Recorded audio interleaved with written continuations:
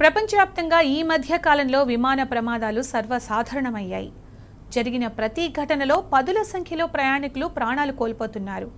Air India విమానానికి పెను ప్రమాదం తప్పింది. లండన్లోని హీత్రూ విమానాశ్రయం నుంచి బెంగళూరుకు బయలుదేరాల్సిన ఎయిర్ ఇండియాకు చెందిన బోయింగ్ 787-8 డ్రీమ్ లైనర్ AI-132 విమానాన్ని సాంకేతిక లోపం కారణంగా నిలిపివేశారు.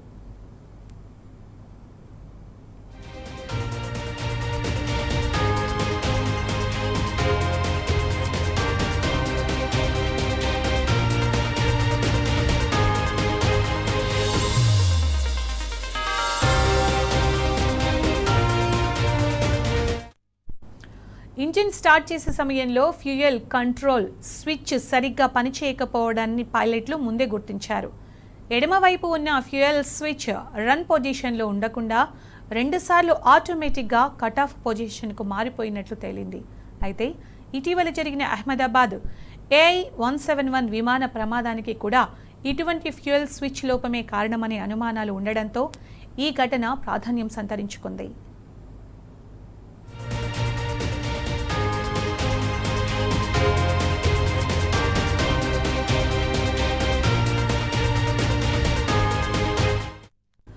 పైలట్ ఫిర్యాదు మేరకు అప్రమత్తమైన ఎయిర్ ఇండియా యాజమాన్యం ఆ విమానాన్ని వెంటనే నిలిపివేసింది. అనంతరం విమాన తయారీ సంస్థ అయిన బోయింగ్తో కలిసి ఎయిర్ ఇండియా ఫ్లైట్ టెక్నీషియన్లు ముమ్మరంగా తనిఖీలు చేపట్టారు. అదేవిధంగా జరిగిన ఘటనపై DGCAకు కూడా ఇప్పటికే సమాచారం అందింది. ప్రస్తుతం ఈ విమానంలోని ప్రయాణికులకు ప్రత్యామ్నాయ ఏర్పాట్లు చేయడంపై విమానయాన సంస్థ ఎయిర్ ఇండియా దృష్టి సారించింది. గతంలోనే తమ విమానాలన్నింటిలో ఫ్యూయల్ స్విచ్లను తనిఖీ చేశామని ఆ సంస్థ ప్రకటించింది.